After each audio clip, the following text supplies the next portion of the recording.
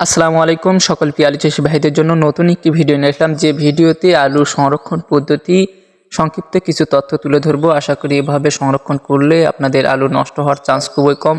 অনেকেই ইনবক্স করে বলতেছে, ভাই আমি তো আলু রাখা পাচ্ছি না হিমাগরে, তাই আলু বাড়িতে রেখে কি বিক্রি করা একটা ব্যবস্থা করবো অনেক পরে, তাই আলু সংরক্ষণ করব কিভাবে। তো এটার একটা ভিডিও বা কোনো একটা তথ্য দিলে আমাদের জন্য উপকার হতো। তো তাদের জন্যই আসলে এই ভিডিওটা তৈরি করতেছি এবং সংরক্ষণ পদ্ধতি সঠিকভাবে কিভাবে করবেন, গুদামজাত কিভাবে করবেন বা বাসা বাড়িতে কীভাবে রাখবেন তার সংক্ষিপ্ত তথ্য পুরো ভিডিওতে তুলে ধরার চেষ্টা করব। আশা করি সবাই পুরো ভিডিওটা দেখবেন। তো দেশে প্রায় প্রতি বছরে আলুর কিন্তু বাম্পার ফলন হয়, কিন্তু হিমাগরের অভাবে আলু সংরক্ষণের সমস্যা হচ্ছে, নষ্ট হচ্ছে আলু প্রতি কেজি 5 থেকে 6 টাকা দরে কৃষকেরা বিক্রি করছে, প্রায় অনেক জায়গাতে এরকম, বা 10 টাকা এরকম করে বিক্রি করতেছে। তো আসলে এটা বর্তমানে খুবই পরিস্থিতি খারাপ।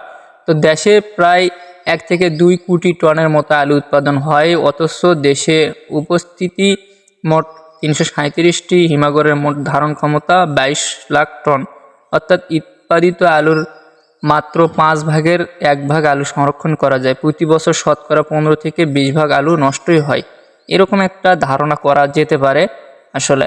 তো প্রায় 7 থেকে 8 মাস আলু সংরক্ষণ করতে হয়। হিমাগর ছাড়াও কৃষকেরা নিজ বাড়িতে বৈজ্ঞানিক পদ্ধতিতে আলু সংরক্ষণ করতে পারেন।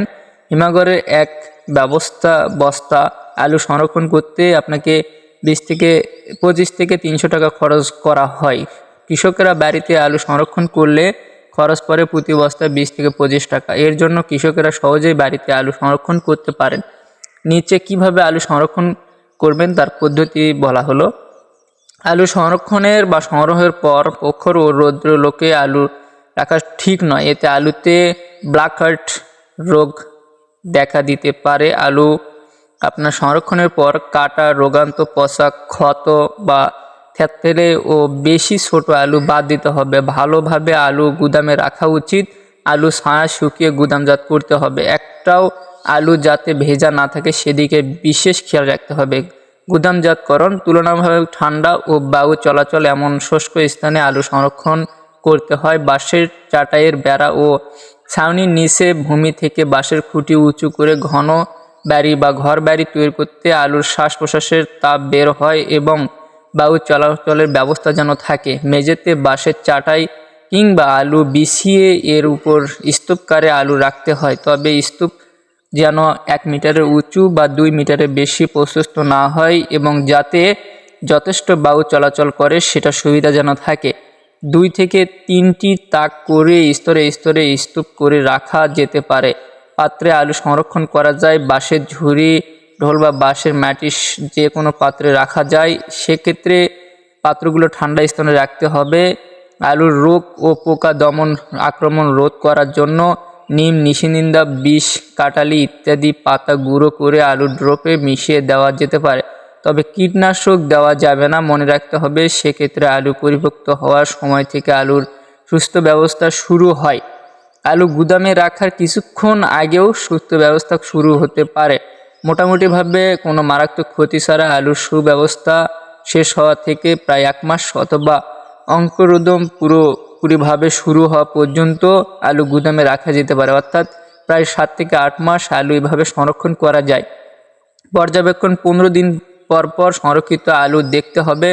খারাপ গন্ধ হলে বুঝতে হবে 2-1টি আলু পচে গেছে। পচা আলু সরাতে হবে। ইঁদুরের উপস্থিতি কোনো লক্ষণ দেখলেই মারতে হবে। পোকামাকড় ও রোগ জীবাণু দ্বারা আক্রান্ত আলু বাছাই করতে হবে। স্তূপের নিচে আলু উপরে নিচে করতে হবে।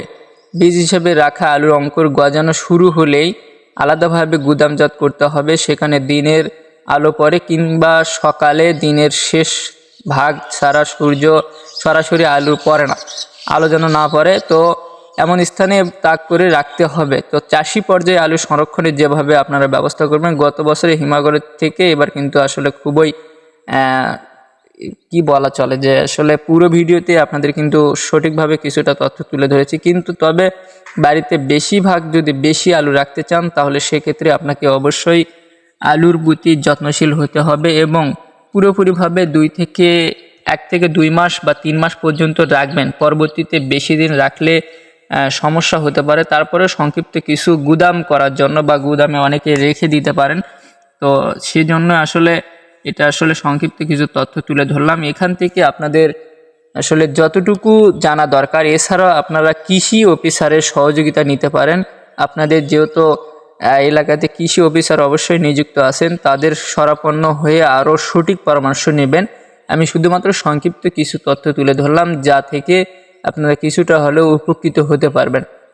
আসলে সিস্টেমটা বললাম যে আসলে কিভাবে রাখা যায়। তো এই ছিল আজকের ভিডিও। ধন্যবাদ সবাইকে। আবারও বলতেছি, আপনারা অবশ্যই নিজ দায়িত্বে আপনাদের এলাকার কৃষি অফিসারের শরণাপন্ন হয়ে তারপর আলু বাসা বাড়িতে রাখার চেষ্টা করবেন। আমি ভিডিওতে যেগুলো বললাম যে এগুলোই এভাবে রাখতে হবে তা কিন্তু নয়, তাছাড়া আরও